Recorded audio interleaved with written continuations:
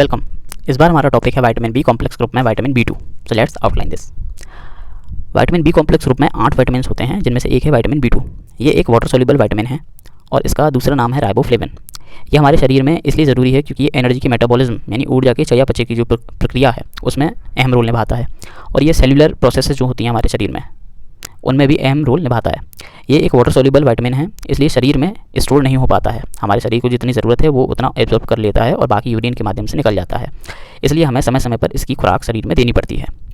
Riboflavin यानी vitamin B to दूसरे vitamin B complex जो हैं उनके साथ मिलकर काम करता है।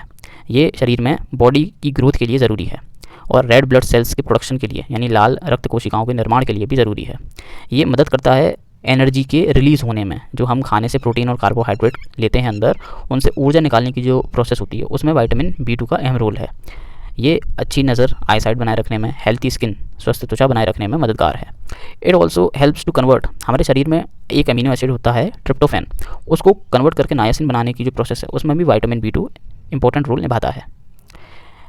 अल्ट्रावायलेट रे केमिकल स्ट्रक्चर जो है राइबोफ्लेविन यानी विटामिन बी टू का, उसको डिस्ट्रॉय कर देती है। इसलिए हमने देखा होगा कि दूध के जो ज़्यादातर पैकेट होते हैं वो ओपेक बनाए जाते हैं, अपारदर्शी बनाए जाते हैं।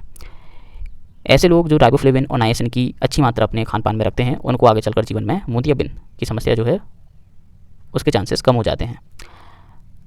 Riboflavin is required for the proper development of many things in body, यानी कई चीज़ों के विकास के लिए राइबोफ्लेविन की ज़रूरत होती है हमारे शरीर में, जैसे कि स्किन का बनना, उसका स्वस्थ रहना, हमारे डाइजेस्टिव ट्रैक्ट यानी हमारे जो पाचन तंत्र है उसके अंदरूनी झिल्ली जो हैं पड़ते हैं उनका स्वस्थ रहना, ब्लड सेल्स, खून की कोशिकाएं और ब्रेन फंक्शन, इन सब में राइबोफ्लेविन का इंपॉर्टेंट रोल है।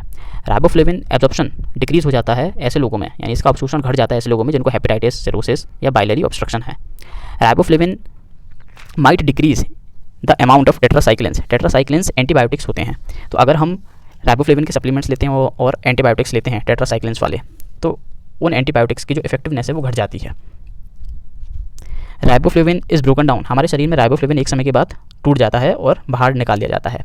पर कुछ दवाइयाँ हैं जैसे कि फेनोबार्बिटल, ल्यूमिनल, ये दवाइयाँ इसके टूटने की प्रक्रिया को बहुत तेज़ कर देती हैं। तो ऐसी दवाइयों के साथ राइबोफ्लेविन के सप्लीमेंट्स डॉक्टर से पूछ कर ही लेने चाहिए।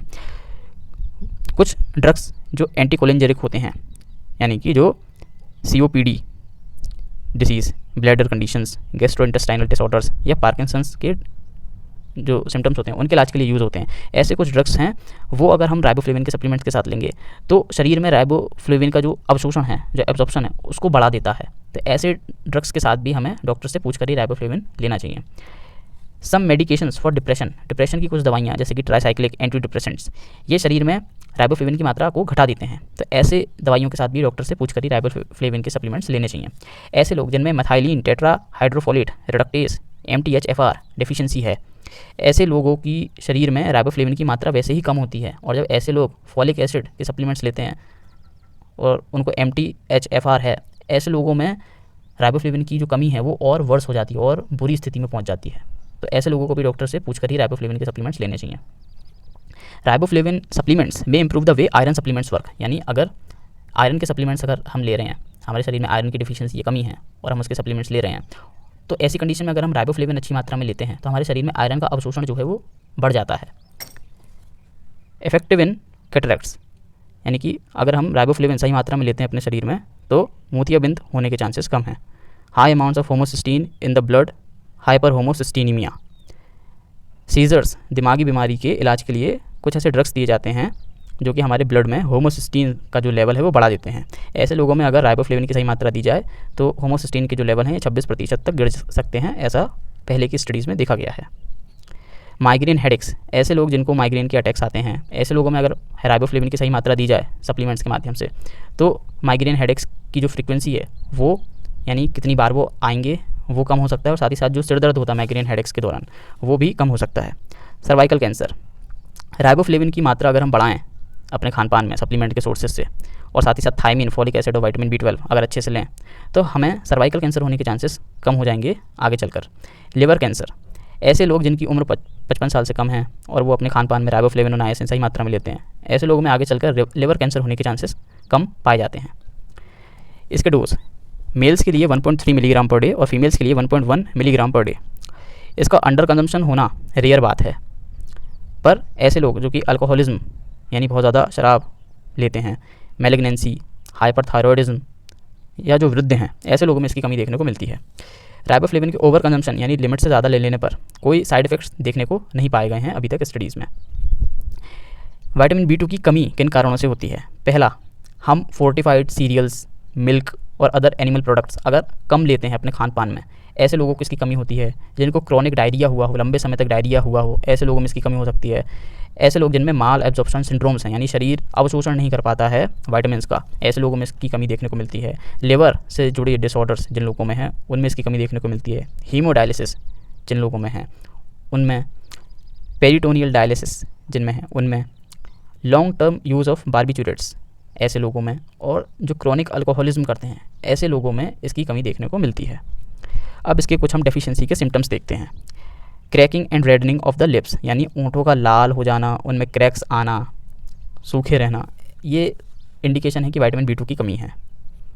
इसके बाद इन्फ्लामेशन ऑफ माउथ यानी मुंह में सूजन रहना, मसूड़ों में सूजन, ऊपर तालुओं में सूजन, मुंह के अंदरूनी हिस्से में सूजन रहना, ये एक सिम्टम है विटामिन B2 की कमी का। इसके बाद मुंह के छाले होना बार बार, ये विटामिन B2 की कमी का सिम्टम है। इसके बाद सोर थ्रोट यानी गले में सूजन रहना बार बार, ये विटामिन B2 की कमी का सिम्टम है। लोहे की कमी से जो हमारे शरीर में एनीमिया होता है, खून की कमी होती है, अगर ऐसा बार बार हो रहा है लंबे समय तक तो ये विटामिन B2 की कमी की तरफ इंडिकेट करता है। Cracks at corner of mouth यानी मुंह के कोने में, किनारे पर क्रैक हो जाना, ये विटामिन B2 की कमी की ओर इंडिकेट करता है। Dermatitis on nose and lips यानी नाक के और ओंठों के इर्द गिर्द त्वचा में लाल चकत्ते पड़ना, लालपन रहना, ये इंगित करता है कि विटामिन B2 की कमी है शरीर में। लाइट की तरफ संवेदनशील हो जाना, लाइट सेंसिटिविटी, ये भी एक सिम्टम है। जीभ का लाल हो जाना, सूझा रहना, ये भी एक सिम्टम है। कैटरैक्ट, कंजक्टिवाइटिस यानी आंखों से रिलेटेड अगर समस्याएं हो रही हैं बार बार तो ये एक इंडिकेशन है कि विटामिन B2 की कमी है शायद। अब आइए इसके कुछ गुड सोर्सेज को हम देखते हैं। सोयाबीन, अगर सोयाबीन का मिल्क अगर लेंगे 16 ओज तो 77% ऑफ डेली नीड और विटामिन B2 मिलेगा। अगर टोफू लेंगे 1 कप तो 20% ऑफ डेली नीड मिलेगा। अगर ड्राई रोस्टेड 1 ओज लेंगे इसके बीन्स को तो 16% ऑफ डेली नीड मिलेगा। लेंटिल्स यानी दालें, अगर हम कुक कर दालें लेंगे तो हमें लगभग 1 कप लेने पर 11% ऑफ डेली नीड और विटामिन B2 मिलेगा। मिल्क एंड प्रोडक्ट्स जैसे कि होल मिल्क 16 ओज लेने पर 63% ऑफ डेली नीड मिलेगा। बटर मिल्क 1 कप लेने पर 32% ऑफ डेली नीड मिलेगा। योगर्ट 1 कप लेने पर 27% of daily need vitamin B2 मिलेगा। आलमंड्स अगर नॉर्मल लेंगे 1 ओज तो 25% ऑफ डेली नीड मिलेगा। अगर ड्राई रोस्टेड लेंगे 1 ओज तो 26% ऑफ डेली नीड मिलेगा। कोकोनट, अगर कोकोनट वाटर लेंगे 1 कप तो 11% ऑफ डेली नीड और विटामिन B2 मिलेगा। मस्काडीन ग्रेप्स 10 लेने पर हमें 69% ऑफ डेली नीड और विटामिन B2 मिलेगा। फ्रेंच ब्रेड की 1 स्लाइस लेने पर हमें 46% ऑफ डेली नीड और विटामिन B2 मिलेगा। एग, अगर एक लार्ज एग लेंगे तो 18% ऑफ डेली नीड मिलेगा। अगर एग वाइट पाउडर लेंगे 1 टेबलस्पून तो 20% ऑफ डेली नीड मिलेगा। अगर हार्ड बॉइल्ड एक लार्ज एग लेंगे तो 20% ऑफ डेली नीड मिलेगा। नॉन वेज सोर्सेज में लैम्ब लिवर अगर कुक कर लेंगे 3 ओज तो 300% ऑफ डेली नीड मिलेगा। बीफ लिवर अगर लेंगे 1 स्लाइस तो 213% ऑफ डेली नीड मिलेगा। रोस्टेड चिकन की 1 लेग लेंगे अगर तो 37% ऑफ डेली नीड मिलेगा। स्पिनच यानी पालक अगर कुक कर लेंगे 1 कप तो 33% ऑफ डेली नीड मिलेगा, और अगर नॉर्मल ऐसे ही लेंगे तो 4% ऑफ डेली नीड मिलेगा। किडनी बीन्स स्प्राउट यानी राजमा के स्प्राउट्स बनाकर अगर लेंगे 1 कप तो 35% ऑफ डेली नीड मिलेगा। Sun dried hot chilli pepper यानी धूप में सूखी हुई मिर्चें अगर 1 कप लेंगे तो 34% ऑफ डेली नीड मिलेगा। मटर, अगर 1 कप मटर के दाने लेंगे तो 15% ऑफ डेली नीड मिलेगा। अगर उनको कुक कर 1 कप लेंगे तो 18% ऑफ डेली नीड मिलेगा, और अगर स्प्राउट्स बनाकर 1 कप लेंगे तो 14% ऑफ डेली नीड मिलेगा। तो यहाँ हमने डिस्कस किया विटामिन B कॉम्प्लेक्स ग्रुप से विटामिन B2 को, हमने इसके बारे में सब कुछ जाना। एंड आई होप आपको वीडियो इन्फॉर्मेटिव लगा हो। अगर वीडियो अच्छा लगा हो तो इसको लाइक, शेयर एंड चैनल को सब्सक्राइब ज़रूर करिएगा। देखने के लिए थैंक यू।